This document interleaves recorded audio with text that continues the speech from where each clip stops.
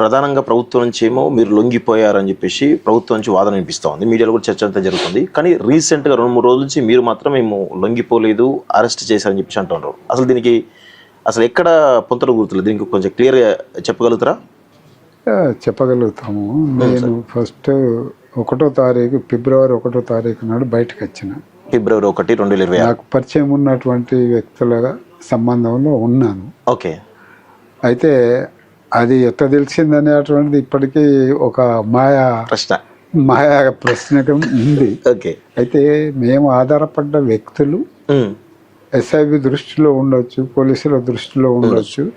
వాళ్ళ దారినే బయట వాళ్ళని కోఆర్డినేట్ చేసినాం కాబట్టి అది ఎక్స్పోజ్ కావడానికి పాసిబిలిటీస్ ఉన్నాయనేది ఆలోచిస్తున్నాం. అది రేపు బయటికి పోతే ఆ మిత్రులు ఎవరెవరు ఆధారపడడం అనేటువంటిది కలిసి మాట్లాడితే విషయం అర్థమవుతుంది.